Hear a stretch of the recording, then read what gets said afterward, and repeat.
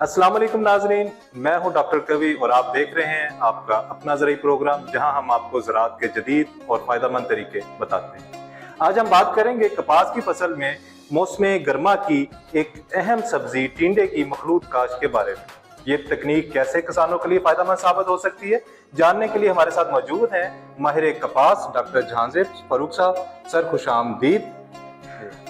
सबसे पहले सर ये बताएं कि कपास की फसल में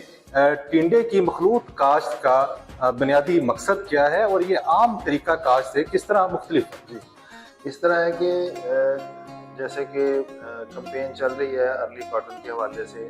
कि कॉटन जो है 10 लाख एकड़ पे लगानी है और बहुत सारे इसमें प्रोग्रेसिव ग्रोअर भी शामिल होते हैं।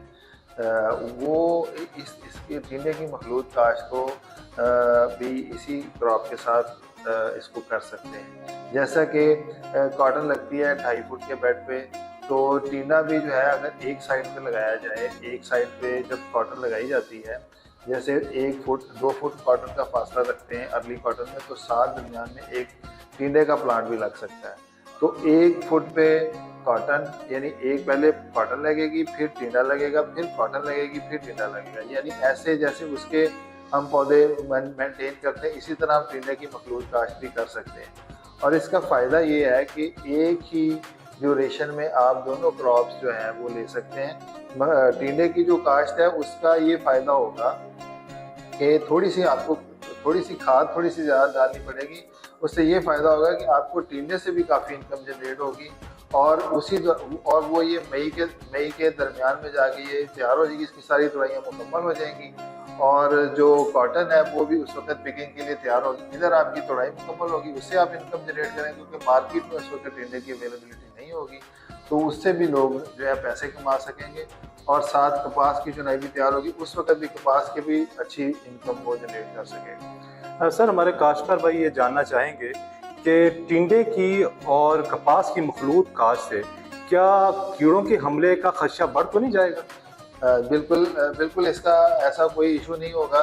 क्योंकि अर्ली कॉटन का मकसद ही ये है कि इसको अर्ली लेके इसलिए कॉटन में आए कि शुरू में इंसेक्ट पेस्ट का बहुत ज़्यादा मेजर इशू नहीं होता, ज़्यादा से ज़्यादा थ्रिप्स का शुरू में इशू बनता है। उसके बाद जो है वो थ्रिप्स का कंट्रोल जब हो जाता है तो फिर कॉटन जो है वो बिल्कुल कोई वाइट फ्लाई का इशू नहीं है, कोई जेसट का बहुत ज़्यादा मेजर इशू नहीं होता। तो मखलूत, क्योंकि ये तो नीचे होगी, कॉटन तो ऊपर को जाएगी, ये तो यानी कुकुरबिटेसी फैमिली से इसका ताल्लुक है, तो ये जो है ये सेफ रहेगा, इससे कोई उसका कोई कॉटन को कोई नुकसान नहीं है और इंसेक्ट पेस्ट का भी कोई प्रेशर यानी कि ज़्यादा होने का कोई नुकसान का कोई खतरा नहीं। सर ये जो कपास हम मखलूत काश्त कर रहे हैं, इसको पौधे को, टिंडे का पौधा और कपास का पौधा, इसको लगाने में कितना फासला होना चाहिए, इसका तरीकाकार क्या है? जैसे कि मैंने पहले भी बताया कि पहले भी अपने इंट्रोडक्शन में बताया कि 1 फुट ये इसका प्लांट टू प्लांट, क्योंकि कॉटन का हमने 2 फुट रखते हैं अर्ली में, तो उसमें टिंडे का पौधा जो है वो फुट पे यानी इसके दरमियान में लगना है, यानी 2 कॉटन के पौधे के दरमियान एक टिंडे का पौधा होगा, यानी इसी तरह ही 1-1 फुट पे वो हम लगाते जाएंगे। और ये कोई मुश्किल नहीं है, इसकी सोइंग जो है वो कोई मुश्किल तरीकाकार नहीं है,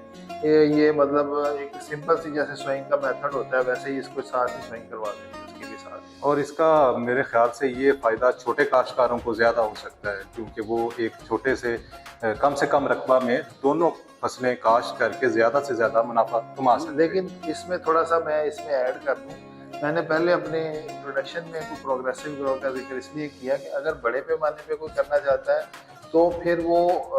जाहिर है वो अफोर्डेबिलिटी उसकी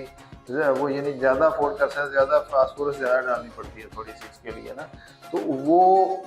उसको प्रोग्रेसिव ग्रोअर लार्ज स्केल पे कर सकता है, जो आपने छोटे काश्तकार की, क्योंकि हमारा टारगेट तो छोटा काश्तकार है, तो 1 एकड़ जो है उसमें वो मैनेज कर सकता है इसको। और अगर ये मैनेज कर ले तो अगर वो 30 मन कपास लेता है और 8,000 से 9,000 रेट होता है उस वक्त क्योंकि रेट ज़्यादा होता है, तो 2,40,000 रुपये की तो वो कपास लेके जाएगा ना उसमें से, जो कि पहली पिक या दूसरी पिक में लगा के। और जो दूसरा टीना है वो भी काफ़ी सफियत, क्योंकि अभी मैं इस वक्त रेट को तो फाइनलाइज नहीं कर सकता, लेकिन उससे भी काफ़ी अच्छी अर्निंग होगी। और उसको इस मखलूत का फिर वो अगर ख़त्म करना चाहता है, कपास को भी साथ ख़त्म करना चाहता है, तो जुलाई में वो भी ख़त्म कर सकता है। उसको अपनी ज़मीन